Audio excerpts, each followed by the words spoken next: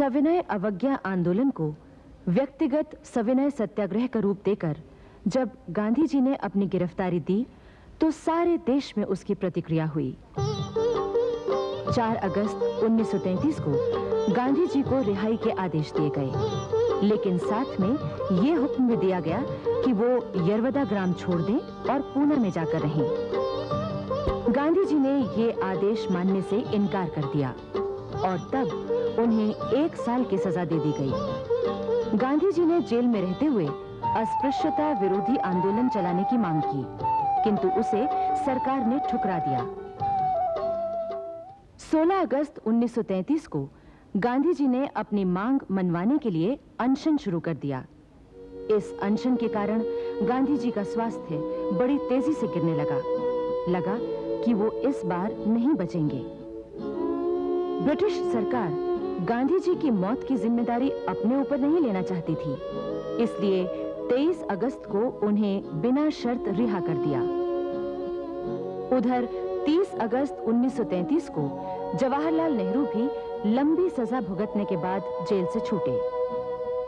Jail से रिहा होते ही जवाहरलाल पहले लखनऊ गए, जहां उनकी मां बीमार थीं। कुछ दिनों बाद जब मां की हालत में सुधार होने लगा तो जवाहरलाल ने गांधी जी से मिलने का निश्चय किया और पूना के लिए रवाना हो गए। पूना में गांधी जी से अपनी इस मुलाकात के बारे में जवाहरलाल ने लिखा है, हालांकि वो कमजोर थे, लेकिन वो अच्छी रफ्तार से स्वास्थ्य लाभ ले रहे थे। ये साफ जाहिर था कि जीवन, राजनीति और अर्थशास्त्र के हमारे दृष्टिकोणों में काफी फर्क था, लेकिन मैं गांधी जी का कृतज्ञ हूं कि उनसे जहां तक बना उन्होंने उदारता पूर्वक मेरे दृष्टिकोण के अधिक से अधिक नजदीक आने की कोशिश की।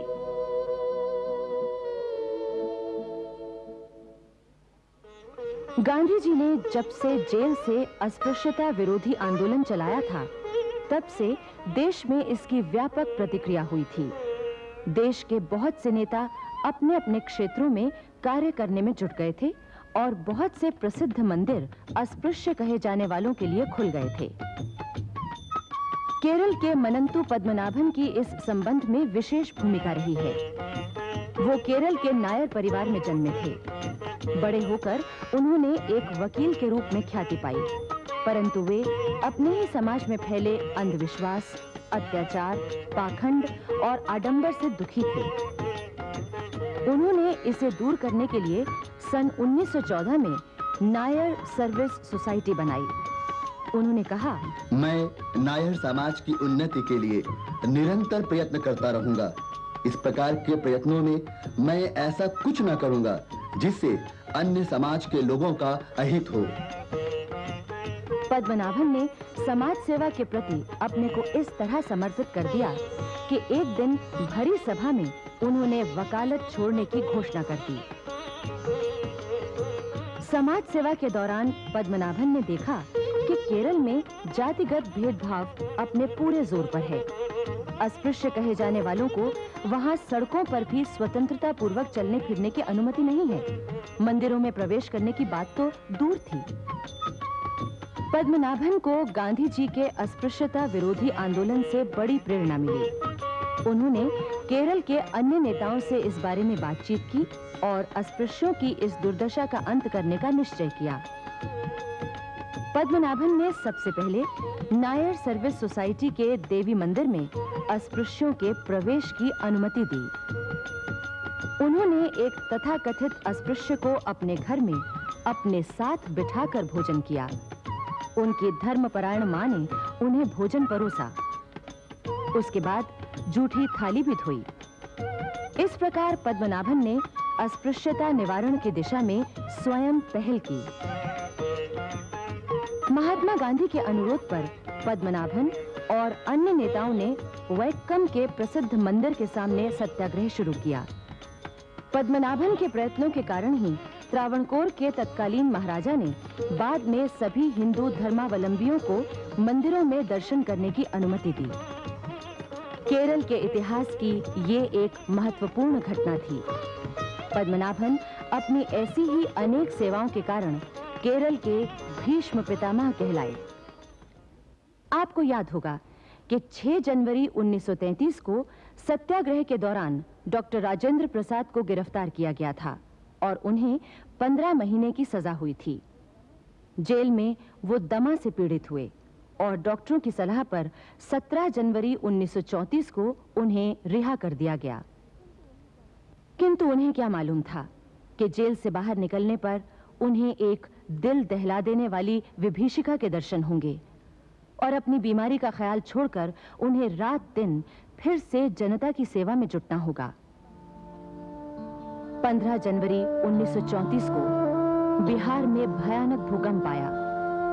यूं तो इस भूकंप के झटके कानपुर, इलाहाबाद और बनारस तक में महसूस किए गए थे, किंतु इसका सबसे ज्यादा प्रभाव पटना, मुजफ्फरपुर, मुंगेर और दरभंगा जिलों में हुआ था।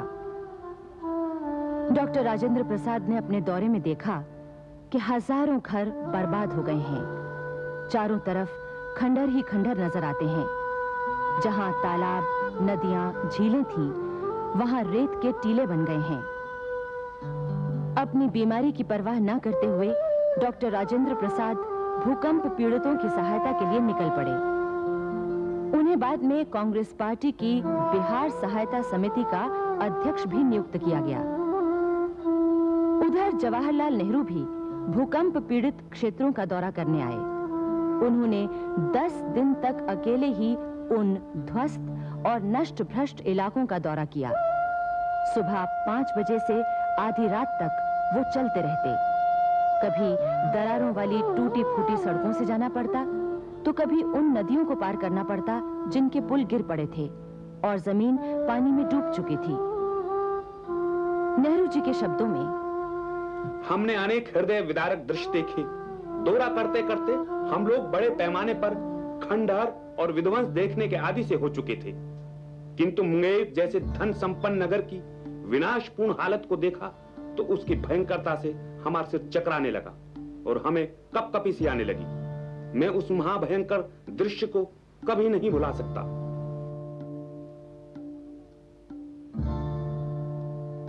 जवाहरलाल नेहरू भूकंप पीड़ित इलाकों में जाने से पहले कलकत्ता भी गए थे। वहां उन्होंने अपने भाषण में सरकार के आतंकवाद की निंदा की। उन्हें उस समय तो गिरफ्तार नहीं किया गया, लेकिन जब वो बिहार का दौरा करके इलाहाबाद आए तो उन्हें गिरफ्तार कर लिया गया। इस तरह 5 महीने 13 दिन के बाद वो फिर जेल के अंदर बंद कर दिए गए। इस बार उन्हें कलकत्ता के प्रेसिडेंसी जेल ले जाया गया। 18 और 19 मई 1934 को पटना में अखिल भारतीय कांग्रेस कमेटी की बैठक हुई, जिसमें गांधी जी ने सत्याग्रह स्थगित करने की घोषणा की।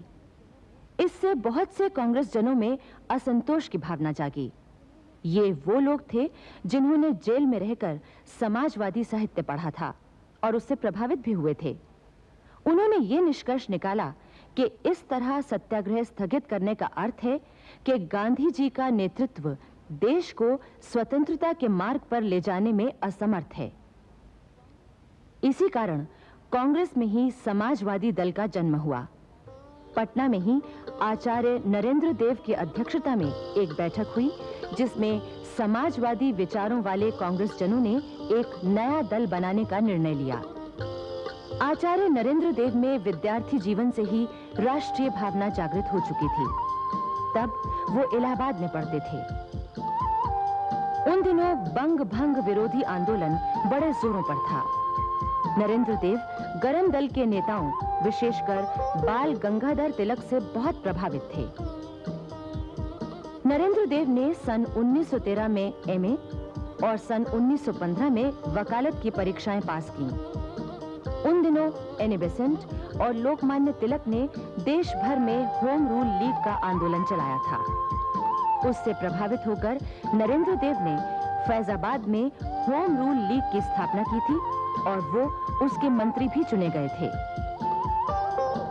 सन 1921 में जवाहरलाल नेहरू की प्रेरणा से नरेंद्र देव ने वकालत छोड़ दी और काशी विद्यापीठ में आकर अध्यापन करने लगे। सन 1924 में वो विद्यापीठ के अध्यक्ष बने और तभी से उनके नाम के साथ आचार्य की उपाधि जुड़ गई। काशी विद्यापीठ उन दिनों राष्ट्रीय आंदोलन का अंग था। विद्यापीठ के सभी अध्यापक और छात्र अपने को राष्ट्रीय आंदोलन का सैनिक मानते थे। आचार्य नरेंद्र देव के सहयोगियों में श्रीयुत श्री प्रकाश, डॉक्टर संपूर्णानंद और श्री बीरबल सिंह प्रमुख थे। आचार्य नरेंद्र देव कांग्रेस संगठन में बड़ी दिलचस्पी लेते थे। उन्होंने असहयोग आंदोलन और सत्याग्रह में सक्रिय रूप से भाग लिया था। इस कारण वो सन 1930, 1931 और 1932 में 3 बार जेल गए। उनके समाजवादी विचारों से प्रभावित होकर ही उन्हें सन 1934 में कांग्रेस सोशलिस्ट पार्टी का सर्वमान्य नेता चुना गया था। कांग्रेस सोशलिस्ट पार्टी के संगठन में आचार्य नरेंद्र देव के मुख्य सहयोगी बाबू संपूर्णानंद थे। वो भी बंग भंग आंदोलन के समय ही विदेशी शासन के जुल्मों से परेशान होकर राष्ट्रीय आंदोलन में शामिल हो गए थे। संपूर्णानंद जी आरंभ में हिंसात्मक ढंग से स्वतंत्रता आंदोलन चलाने के पक्ष में थे, किंतु गांधी जी के प्रभाव को स्वीकार कर लेने के बाद वो पूरी तरह से अहिंसावादी हो गए थे और जेलों में अनेक यातनाएं सही थीं। दूसरी ओर उन्हें आर्थिक कष्ट भी सहने पड़े। अपने परिवार की उपेक्षा करके वो देश सेवा में पूरी तरह तल्लीन हो चुके थे। सन 1923 से वो काशी विद्यापीठ में अध्यापन करने लगे थे। इन्हीं दिनों वो आचार्य नरेंद्र देव के संपर्क में आए। अपने समाजवादी विचारों के कारण वो आचार्य नरेंद्र देव के अभिन्न मित्र बन गए। कांग्रेस में सोशलिस्ट दल की स्थापना की वैचारिक भूमिका तैयार करने में बाबू संपूर्णानंद का विशेष सहयोग था। 26 से 28 अक्टूबर तक सन 1934 में कांग्रेस का 39वां अधिवेशन बंबई में हुआ। इसी के साथ कांग्रेस सोशलिस्ट दल का भी अधिवेशन हुआ, जिसकी अध्यक्षता बाबू संपूर्णानंद ने की। बंबई के इस कांग्रेस अधिवेशन के अध्यक्ष थे डॉक्टर राजेंद्र प्रसाद। वो गांधी जी के परम भक्त थे। उन्होंने अपने भाषण में कहा, हम एक बार असफल हो सकते हैं, 2 बार असफल हो सकते हैं, पर किसी न किसी दिन हम अवश्य सफल होंगे। उनका ये भाषण निश्चय ही उन लोगों के लिए था जो गांधी जी द्वारा सत्याग्रह स्थगित करने के कारण परेशान थे। इसी अधिवेशन में गांधी जी ने कांग्रेस छोड़ने की घोषणा कर दी। उन्होंने कहा, मुझ में और बहुत से कांग्रेसियों में मतभेद है, इसलिए मुझे कांग्रेस में नहीं रहना चाहिए। किंतु व्यवहारिक तौर पर बाद में भी गांधी जी कांग्रेस में ही बने रहे। गांधी जी से लोगों के मतभेद का एक कारण यह भी था कि सत्याग्रह बिना शर्त वापस लिया गया था। सत्याग्रह बंद होते ही सरकार ने कुछ राजनीतिक कैदी छोड़े, किंतु उनमें क्रांतिकारी कैदी नहीं छूटे और कुछ सत्याग्रही कैदियों को भी पूरी सजा काटनी पड़ी। अनेक क्रांतिकारी कैदी और सत्याग्रही लंबे समय तक जेलों में बंद पड़े रहे।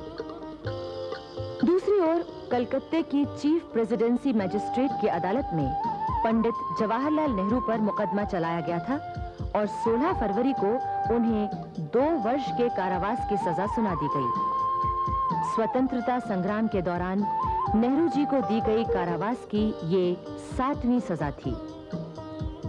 जवाहरलाल नेहरू को कलकत्ते की प्रेसिडेंसी जेल से हटाकर अलीपुर जेल ले जाया गया था। 2 बरस की वो सजा उन्हें इसी जेल में भोगनी थी।